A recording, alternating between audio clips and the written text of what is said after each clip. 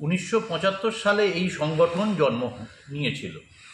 একটা ছোট্ট কুঁড়ে ঘর থেকে এই অর্গানাইজেশনের সৃষ্টি, এবং তখনকার যে যুবকরা এই সংগঠনকে তৈরি করেছিল তাদের উদ্দেশ্য একটাই ছিল যে গরিব মানুষের সেবা, অসহায় মানুষের সেবা। আমরা যখন আস্তে আস্তে সংগঠনে প্রবেশ করি, আমরাও সেটাকে ধরে রাখার চেষ্টা করি।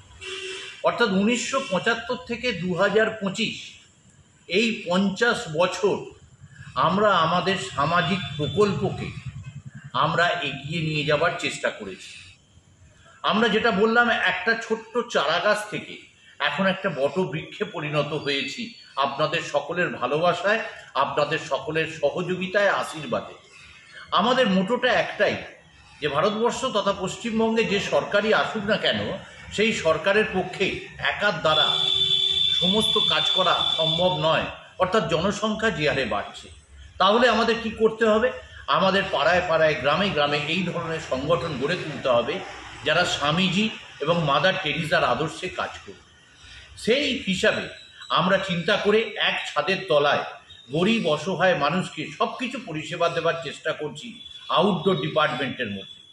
যেখানে হোমিওপ্যাথি দিয়ে আমরা শুরু করেছিলাম, আমরা পোলিও ট্রিপল অ্যান্টিজেন দিয়ে শুরু করেছিলাম, সেখানে এখন এক একটা চেম্বারে এক একজন ওপিডিতে ডক্টররা বসছেন। অ্যালোপ্যাথি, হোমিওপ্যাথি চলছে, তার সঙ্গে এক্সরে ডিপার্টমেন্ট, তার সঙ্গে প্যাথোলজি ডিপার্টমেন্ট, তার সঙ্গে ইসিজি ডিপার্টমেন্ট, তার সঙ্গে oxygen department, oxygen concentrator, ambulance পরিষেবা 24 ঘন্টা, স্বর্গরথ পরিষেবা 24 ঘন্টা, এবং আরও বিভিন্ন সামাজিক কর্মকাণ্ড। গরিব মানুষের চোখের অপারেশন করানো, গরিব মানুষরা পুজোর আগে নতুন বস্ত্র পাওয়া, শীতকালে নতুন শীতবস্ত্র প্রদান, পরিবেশ রক্ষায় বৃক্ষরোপণ, এছাড়া আরও বহুবিধ কার্যসূচি আমরা এই 1975 থেকে 2025-এ আমরা এসেছি। আমরা অত্যন্ত আনন্দিত যে এই সংগঠনকে আমরা এই 50 বছরে নিয়ে যেতে পেরেছি। আগামী দিনে আমাদের প্রজন্ম এটা 75 বছর এবং 100 বছরে নিয়ে যাবে। আজকে যে জায়গাটায় বসে আমরা আলোচনা করছি, এই জায়গাটির নাম দিয়েছি আমরা মাদার টেরিজা সভাঘর। একজন সহৃদয় দাতা, তার অকাল পুত্রের মৃত্যুতে সেখানে তিনি এইটি আমাদের দান করেছেন। এটির নাম দিয়েছি আমরা মাদার টেরিজা সভাঘর। আমাদের বাঁদিকের যে জমিতে, যেখানে মাদার টেরিজা এবং স্বামী বিবেকানন্দের মর্মর মূর্তি আমরা বসিয়েছি, সেখানটার নাম দিয়েছি আমরা স্বামীজি উদ্যান। এইভাবে আমরা এগিয়ে চলেছি। আমরা আগামীকাল সকাল 8টায় প্রভাত ফেরি দিয়ে আমরা আমাদের অনুষ্ঠানের শুভ সূচনা করছি। না, আমাদের করছি আগামীকাল। তারপর আমরা সন্ধ্যায় চলে যাচ্ছি প্রোগ্রামে। সন্ধ্যায় প্রথমেই মানব সেবাই পরম ধর্ম, এই বিষয়ে আলোচনা আমরা রেখেছি। এই আলোচনায় অংশগ্রহণ করবেন বিশিষ্ট মানুষ, আন্দুল মৌরি জনপদের মাননীয় শ্রী প্রণবানন্দ বন্দ্যোপাধ্যায়। তারপর আমরা রেখেছি শ্রুতি নাটক, আমরা রেখেছি ভক্তিমূলক সঙ্গীত পরিবেশনায় গানের ভেলা, একক চরিত্রের একক শ্রুতি নাটক, কর্ণের শেষ সংবাদ পরিবেশনায় সমাজবন্ধু, এবং ভক্তিমূলক গীতি আলেখ্য পরিবেশনায় কলামঞ্জুরি। এটা হচ্ছে আমাদের আগামীকালের প্রোগ্রাম। এই আগামীকালের প্রোগ্রাম 12 তারিখ। 13 তারিখ সকালে আমরা সারা বাংলা বসে আঁকো প্রতিযোগিতার আয়োজন করেছি। তার আমরা 3টে বিভাগ রেখেছি, বিভাগ ক, বিভাগ খ, বিভাগ গ। এর সঙ্গে সঙ্গে আমরা সকালে রেখেছি একটা বড় ধরনের স্বাস্থ্য মেলা, যেখানে গরিব অসহায় মানুষরা তাদের দাঁত দেখাতে পারবে, চোখ দেখাতে পারবে, চিকিৎসককে দেখাতে পারবে, পুরোপুরি বিনা পয়সায়। আমরা রেখেছি আগামী 13 তারিখ রবিবার স্বাস্থ্য মেলা। আগামী 13 তারিখ বিকালবেলায় আমরা রেখেছি প্রথম কুইজ কন্টেস্ট, তারপর রেখেছি আমরা আবৃত্তি প্রতিযোগিতা, এবং তারপর রেখেছি সমবেত নৃত্য। এটা হলো আমাদের 13 তারিখ। 14 তারিখ বি.আর. আম্বেদকরের জন্মদিনে আমরা রেখেছি, সকালে কিছু রাখিনি, আমরা বিকালে রেখেছি স্বেচ্ছায় রক্তদান শিবির। আপনারা জানেন এই ঝোড়াট বয়েজ ক্লাব দীর্ঘদিন রক্তদান আন্দোলনের সঙ্গে যুক্ত। আমরা তাই স্বেচ্ছায় রক্তদান শিবির আয়োজন করেছি এই গরমকালে, যাতে থ্যালাসেমিয়ায় আক্রান্ত শিশুর বাবা মায়েরা তাদের শিশুদের মুখে হাসি ফোটাতে পারে, তার জন্যে রক্তদান শিবির। এবং মরণোত্তর দেহদান এবং চক্ষুদানের অঙ্গীকারে যে আন্দোলন শুরু করেছিল মাননীয় ব্রজ রায়ের নেতৃত্বে গণদর্পণ, সেই গণদর্পণের সংস্থা সম্পাদক এবং কর্মকর্তারা তাদের টিম আসবে। আমরা মরণোত্তর দেহদান এবং চক্ষুদানের অঙ্গীকারের আন্দোলনকে আরও এগিয়ে নিয়ে যাব। 15 তারিখ আমাদের শেষ দিন।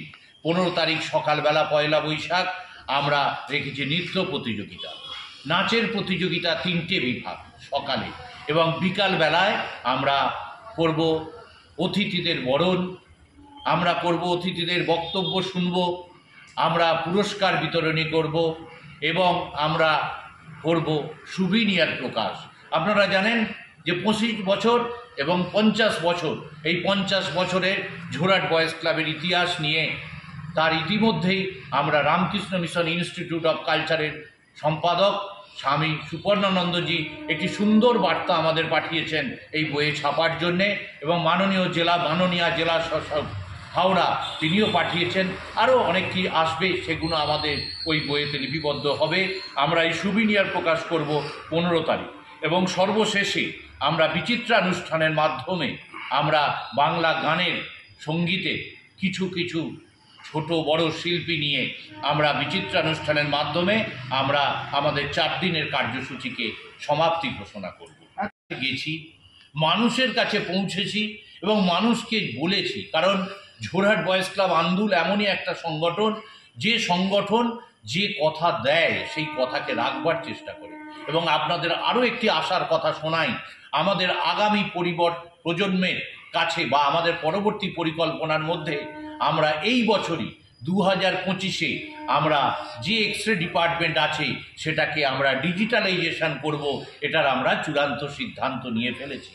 আমাদের বাকি থাকবে আমাদের আল্ট্রাসোনোগ্রাফি ডিপার্টমেন্ট, বাকি থাকবে মোবাইল মেডিকেল ভ্যান, এবং এই ওপরে আমরা একটি আই ব্যাংক করব, এবং এখানেই আমরা গরিব অসহায় মানুষের চোখ অপারেশন করব আগামী দিনে। আপনি যে কথাটি বলছিলেন যে কিভাবে সব কিছুই হচ্ছে মানুষের সহযোগিতা, আমরা জানি যে মানুষের পাশে যদি আমরা থাকতে পারি তাহলে আমাদের কাজ তো শুভ। আমাদের কাজ যখন শুভ, স্বামীজির কথায়, ঠাকুর শ্রী রামকৃষ্ণের কথায়, মা সারদা মায়ের কথায়, যে উদ্যোগ যদি সত্যি হয়, উদ্যোগ যদি ভালো হয়, সে আশা পূরণ হবে।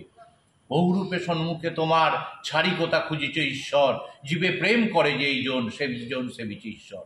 আমাদের সদস্যরা নবীন এবং প্রবীণ, আমাদের সভাপতি সত্যরঞ্জন দাস উপস্থিত আছেন, আমাদের সদস্যরা উপস্থিত আছেন, এবং আমাদের আপামর সাঁকরাইল ব্লকের জনসাধারণ, ডোমজুর ব্লকের জনসাধারণ, হাওড়া জেলার জনসাধারণ এই ঝোরহাট বয়েজ ক্লাব আন্দোলনের পাশে আছে।